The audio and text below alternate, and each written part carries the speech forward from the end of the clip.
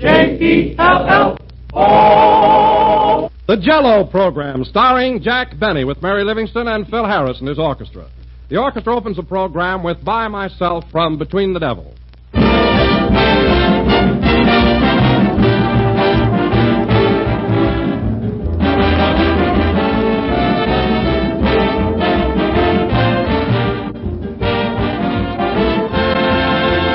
Have you ever been away from home, eating out and longing for a real delicious home dish?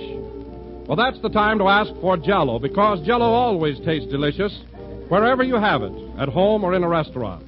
If you insist on genuine Jell-O, you're sure of getting the real thing. For there's only one Jell-O, and the name Jell-O is a trademark, the property of General Foods. If you hear any other gelatin dessert called Jell-O, you'll know that's incorrect, for there is no other Jell-O. So be sure to ask for Jell-O by name, whether it's from your grocer or in a restaurant. Restaurants serving real Jell-O can now display an autographed picture of Jack Benny. So look for his picture as your assurance that they serve genuine Jell-O. Remember, if you want to enjoy that delicious, extra-rich fruit flavor, that luscious, true fruit goodness, always insist by name on the one and only Jell-O.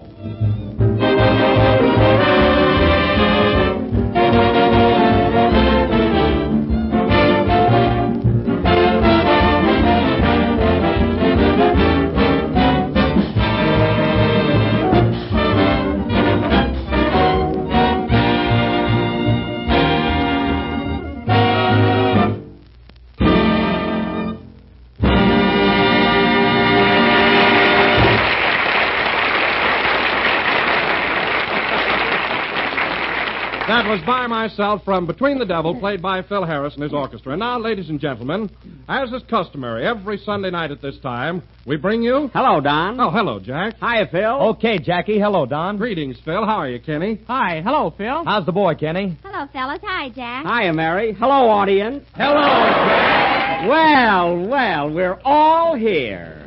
So now, ladies and gentlemen, we bring you much to do about nothing, Jack Benny. That was cute opening. Hello again, this is Jack Benny talking, and Don, I must say that's about the silliest opening we've ever had, isn't it? Yes, Jack, but at least it's different. Oh, it's different, all right, and that's what radio needs. Something new and original. New ideas, new thoughts, new personalities. Ah, you're right, Jack, but why don't you do something about it? Well, Don, I'd be willing to change the programs, if some of my fellow artists would cooperate. Now, what do you mean? Well, take some of the other comedians. Say Fred Allen, for instance. If Allen will get rid of his adenoids, I'll get rid of my Maxwell. Which is in much better condition. You see? Now, wait a minute, Jack. Fred Allen does not talk through his nose. Oh, he doesn't, eh? The only time he has a word in his mouth is when he eats alphabet soup. Incidentally, Don, what do you think Fred sent me for my birthday? You'll never guess. Well, what was it? I'm ashamed to mention it. Aw, tell us. He sent me a tube of toothpaste. Now, wasn't that cheap, Mary? Yeah, he should have sent your teeth, too. Now, Mary, that was sweet. But no kidding, Don. Switched on you, didn't I? Huh?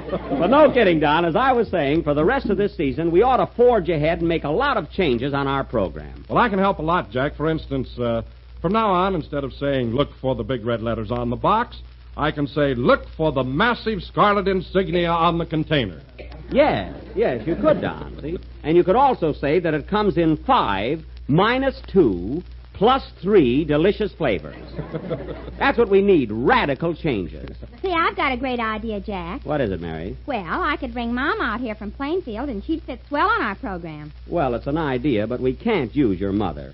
She's funny, all right, but she runs to low comedy. You know what I mean? Corny jokes. I suppose you don't grab them off the cob once in a while. Well, we don't want your mother. Let her start her own program. Professor Diz. That's her, all right. Say, Jack, I've got an idea. Oh, there's a change right there. Huh? What is it, Kenny? Well, instead of my coming down here every Sunday, why can't I mail my song in? Yes, you do that, Kenny, and I'll sing your check to you.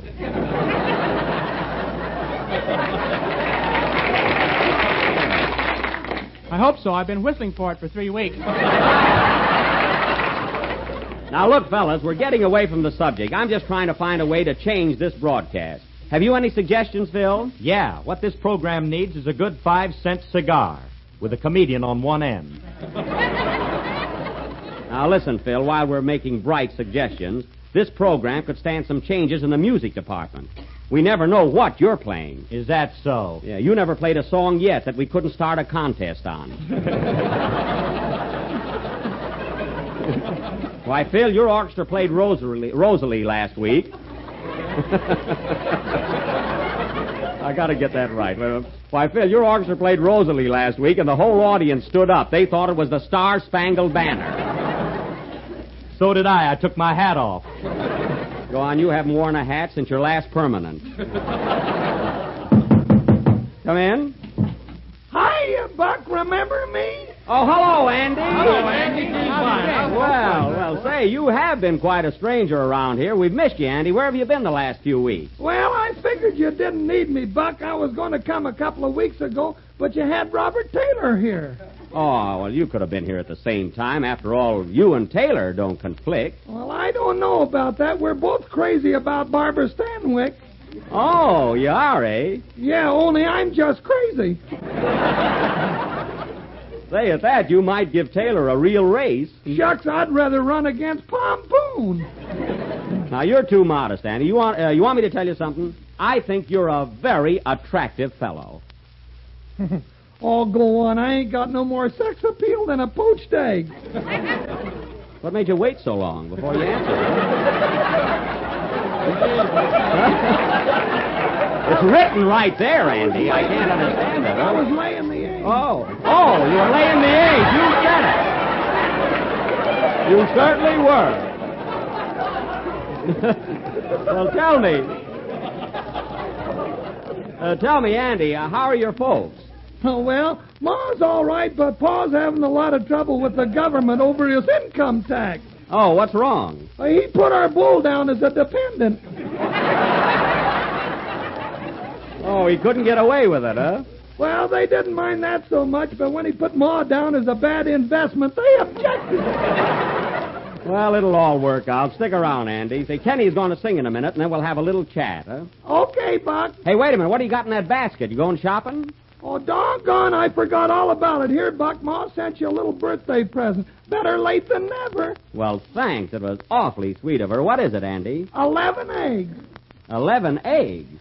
Well, as long as she gave me a present, she might have made it an even dozen. Oh, there'll be 12 in the morning. I got a hen in there concentrating. Oh, well, there's nothing like a nice, fresh egg as long as it's not on the program. Sing, Kenny. Say, Andy, don't forget to thank your mother for that lovely gift, will you?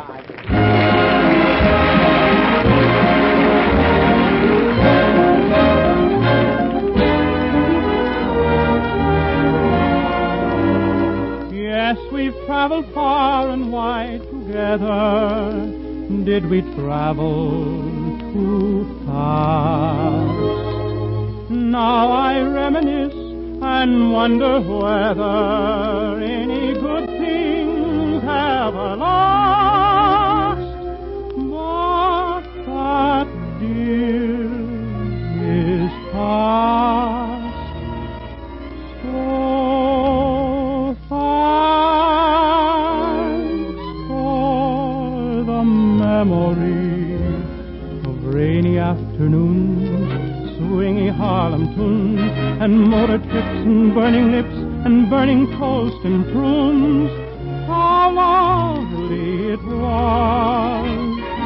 Thanks for the memory of candlelight and wine, castles on the Rhine, your cozy chair and parties where we sang Sweet Adeline. How lovely it was. Many's the time that we feasted, and many's the time that we fasted. Oh, well, it was swell while it lasted.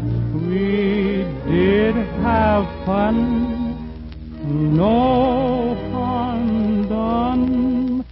So thanks for the memory, and strictly on canoe, darling, how are you? And how are all the little dreams that never did come true? Awfully glad I met you, cheerio and toodaloo.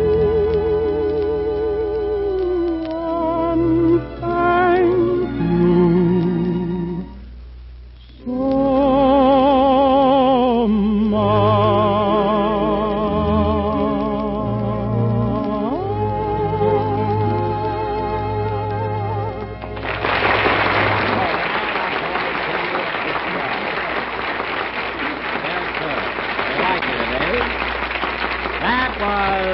Thanks for the memory from the big broadcast of 1938, sung by Kenny Baker. Gee, that's a beautiful number. Who wrote that, Kenny? Leo Robin and Ralph Ranger. Oh, Robin and Ranger. Say, those are the same boys who wrote Love and Bloom. Yeah, that's them. Ah, good old Love and Bloom. Yeah-da-da-da-dum-dum-dee-da-dum. Hey, my violin and I did plenty for those two songwriters, didn't we, Mary? Yeah, plenty. No, I don't know. I kept Love and Bloom alive for a long time. Keep it alive? Why, Jack, if anybody murdered that song, you did. Now, wait a minute, Phil. It was never proved that I murdered Love and Bloom. You must have had Clarence Darrow for a lawyer. Oh, no, I didn't. Anyway, Thanks for the Memory is going to be my new theme song. I'll rehearse it all week, and next Sunday night I'm going to play it on my violin. Are you really going to do that, Jack? Definitely. And now, Oh, folks... pardon me, Jack. Ladies and gentlemen, just in case you're planning on not tuning in next Sunday night, it may be well to tell you now that Jell-O is economical, easy to make, and comes in 6 delicious flavors. That was very thoughtful, Don, but don't worry. We won't lose any listeners next Sunday night. My violin will probably attract a greater audience. You said it, Yasha. Quiet, Bublichka. You know, Mary, if you're comparing me to Yasha Heifetz, you're not very far off, because we both get our G strings from the same cat.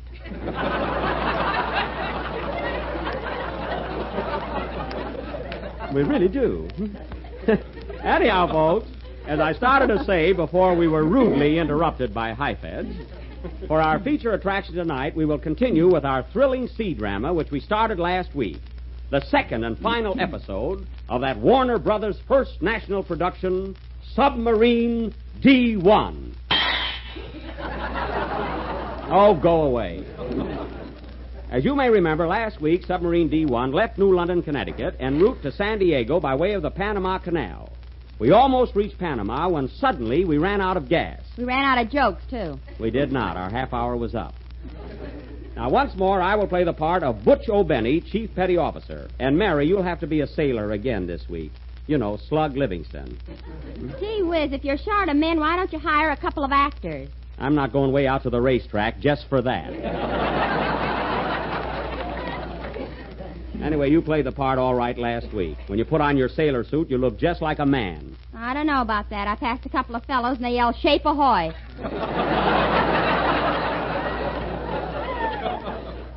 Well, they were just kidding. Now, are we all here and ready to go? Aye, aye, sir. Then we're all set for the last lap of our dangerous submarine journey. Hey, wait a minute. Where's Rochester? Here I am, boss, just sneaking out. Rochester, come back here. Aren't you going to be in our undersea play? You know I hate water unless there's gin in it. Why, you ought to be proud to be in the Navy. It's the most glorious way you can serve your country. Well, why can't I be on land like I was during the war? Oh, I didn't know you were in the war, Rochester. What branch of the service were you in? I was in the Razor Artillery. The Razor Artillery? We didn't need no guns. Oh, you didn't, eh? No, sir. We just strapped up and went into action. Why, Rochester, do you mean to tell me that you fought all through the war with nothing but a razor? Yes, sir. We just revived an old Indian custom, only a little lower down. Well, I don't care how you fought, Rochester. I'm proud of you. How long were you in the service? Right up to the armistice. Well, well. I got my discharge and my barber's degree the same day. We're all a little nervous today, I think. Well, with all that experience, you certainly can be in our play tonight. Folks, our production of Submarine D-1 will go on immediately after the next number. Say, Buck, am I going to be in it? Well, Andy, we've got a full crew. The only thing we need is a steam whistle. Well, Now, how would you like to play the part of a whistle? Will you wait till I ask you, Andy? How would you like to play the part? It'll help your answer. How would you like to play the part of a whistle? I'll take it. I ain't proud. I should say you shouldn't be, huh? Oh, well, let's hear how it sounds. Now, there's a ship ahead of us, Andy, and we want to warn it. What do you do? Say, that's perfect, and we're all set. Well, fellas, have you all got your uniforms on? I've got mine on. How do I look? Fine, Phil, but we don't wear polo shirts in the Navy. Oh, we don't, eh? No. You just ain't got no class. Well, I still know what a regulation uniform should be. Look at my sailor suit, Jack. Isn't it cute? Oh, it's cute, all right, but what's the idea of the bustle? I'm a rear admiral. Now, that's just silly. Say, Kenny, that suit you got on looks too big for you. Are you sure it's yours? I think Don Wilson's got mine on, but he said no. Oh, well, we'll find out right away. Bend over, Don. Okay. You're right, Kenny. Play, Phil. Cover up, Don.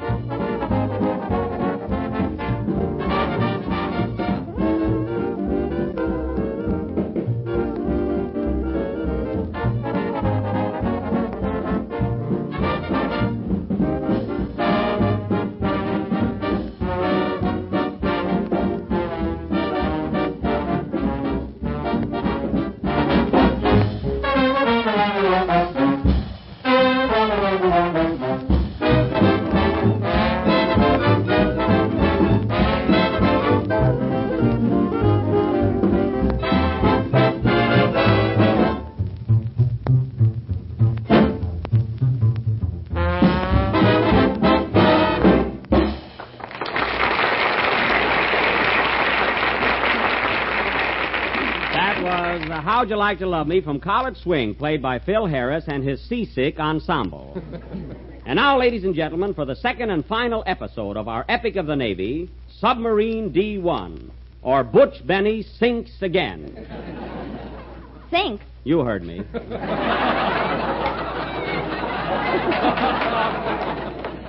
The scene opens on the deck of Submarine D-1, which is... The scene opens on the deck of Submarine D-1. Maybe we should have had a rehearsal. I don't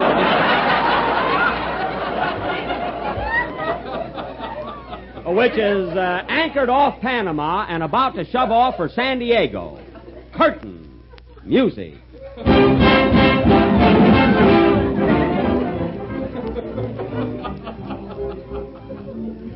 Now, attention, men. This is the last leg of our journey, and we stand a very good chance of breaking a record.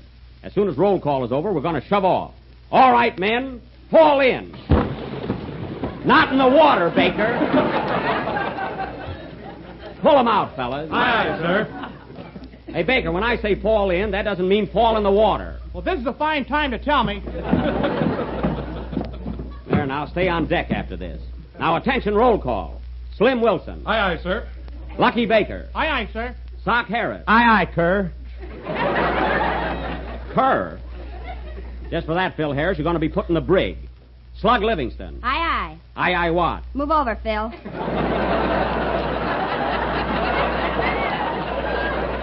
Quiet. Rochester Van Jones. Aye, aye, sir. Butch O'Benny. Butch O'Benny. That's you. Oh, yes. Aye, aye, sir. Well, we're all set. Now, listen, men. We're shoving off for San Diego, and if you're all on your toes, we'll break the record. Remember what I told you last week. One false move on the part of any one of you might mean death to us all. There's that word again. All right, men, let's go. Hey, wait for me. Oh, Whistle Divine. Where have you been? I was in town getting steamed up. Well, get in your place under the funnel. Down below, men. We're leaving immediately. Aye, sir.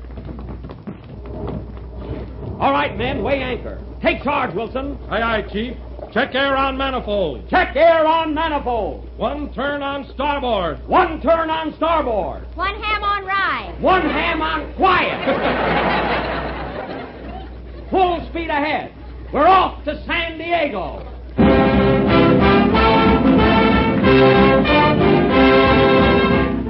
1 week later, submarine D-1 is approaching the coast of California, cruising 60 feet below the surface.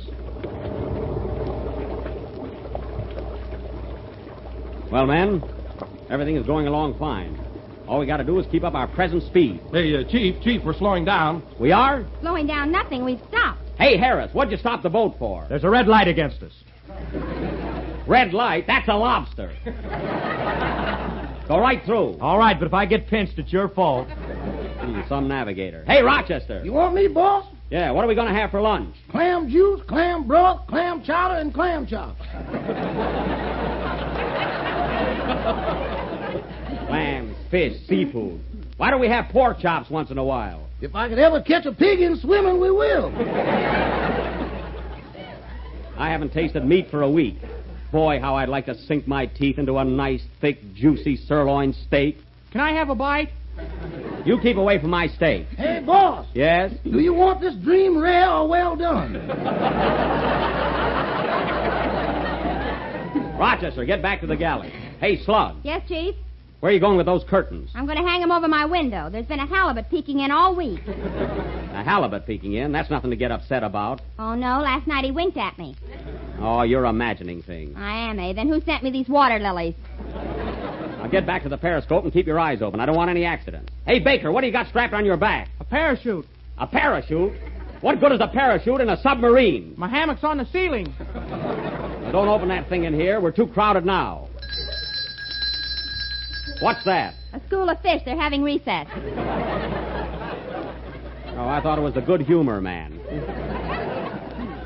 Hey, Chief. What is it, Harris? We'll have to slow down. We got engine trouble. Engine trouble? You mean engine trouble? I mean engine. There's a Navajo blanket caught in the propeller. Oh, we must have picked that up in Albuquerque. There you go again. Well, we don't have to worry about propellers. We're nearing the coast. Are we all clear ahead, Slug? Oh, Chief, we just received a radiogram from Admiral Mackenzie. A radiogram? Let me have it, Wilson. Aye, sir. What does it say? It says, use extreme caution when entering San Diego. The harbor is filled with battleships, cruisers, and destroyers. What, no water? Quiet. Well, men, we're going to make that record. But we got to take a chance. Are you with me? Aye, sir. Then full speed ahead. Hey, Chief. What is it, Harris? There's a battleship directly ahead, and it's bearing down on us fast. A battleship? We'll be hit shore. Doggone, where'd I put that rabbit's foot? I'll handle this. We got to warn them. Hey, Slug, pull the whistle. Aye, sir. Woo! Woo! They don't hear us. Pull the whistle again, louder. Aye, sir. Woo! Woo! And I do mean woo!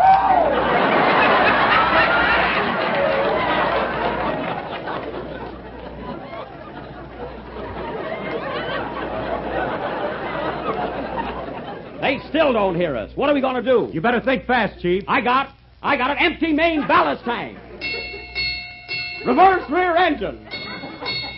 Who keeps ringing those bells? Jimmy Fiddler. 6 bells. We can't be that good. Harris, I gave you a command to stop. Are you reversing rear engine? I don't know how. Then what'll we do? Hold on to your hats. We're going to crash. Look out!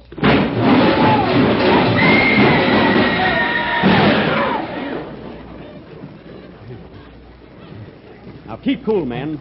I'll handle everything. But, Chief, we're sinking fast. I know we are. What does the gauge say, Rochester? 200 feet, sardines, herons, barracudas, and tuna. Going down.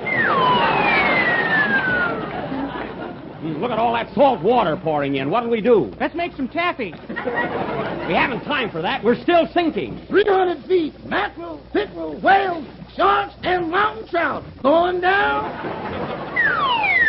The water's getting deeper in here. Hey, Wilson, man the pump. We haven't got any. Then somebody get me a blotter. Ground floor, crabs, oysters, sand, seaweed, and thanks for the memory. We've struck bottom. Have courage, men. Are you getting along all right? Now, there's a silly question. We can only make connection with the naval base. Gee, the water's up to my waist. It's only up to my ankles. Where's Kenny? I'm standing on him. And who am I standing on? This ain't no hat I'm wearing. We gotta do something, men, or we're doomed. Why don't you call the Admiral to send help? I can't. The phone is out of order. No, it isn't. That must be the Admiral now. We're saved. Hooray! I knew we'd come out all right. Hello. Hello, is this the Orpheum Theater? No, this is Submarine D-1. What's the other feature? Everybody sinks. I'm so mad I could drown. Well, things look hopeless, men. I'm afraid there's no chance for us. But remember, we're in the service, fellas. So let's die like men. I'm not old enough. There'll be no exceptions. Hey, Chief, look. There's someone coming course. Don't waste time. We're drowning. Hey, Chief, look. There's someone coming toward us in a diving suit. Let's see. You're right. He must have been sent to rescue us. Hooray! And just in time, thank heaven. Come in. Mr. Benny, Yes? have you saved your money all your life? Yes, I have. Well, ain't you sorry now? Goodbye. Quick, grab him, fellas. I'll never get him in a better spot. Play, Phil.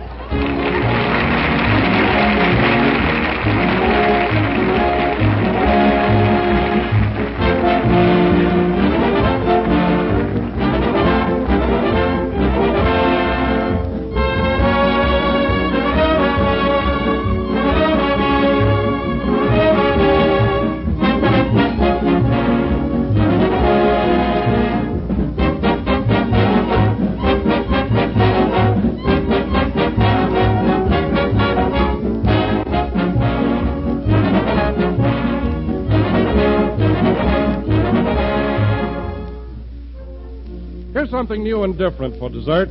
Something that's sure to make a hit with the whole family. It's a sunshiny combination of orange jello and diced pineapple. It's lovely to look at, glowing with bright, cheerful color. It's swell to eat, and it's easy to make. Here's how. Dissolve 1 package of orange jello and turn into a shallow pan. Let it chill until firm, and then take a sharp knife and cut the jello into little cubes. Pile them into sherbet glasses with diced canned pineapple. The effect is really swell. Shimmering cubes of bright orange jello combined with golden pineapple. And it's a grand flavor combination, too. The refreshing tang of pineapple and the rich, ripe fruit flavor of orange jello. Try this attractive new dessert tomorrow, but just be sure you make it with genuine jello, for only jello brings you that delicious, extra-rich fruit flavor. Look for the big red letters on the box. They spell Jello.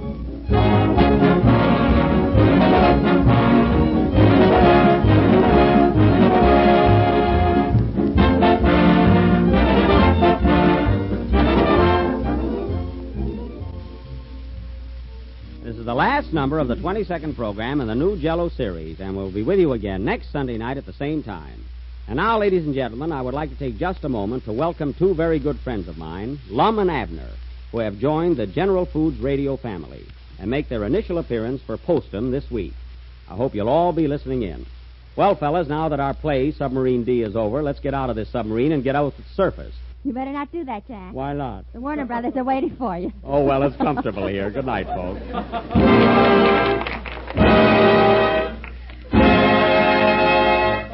J-E-L-L-O.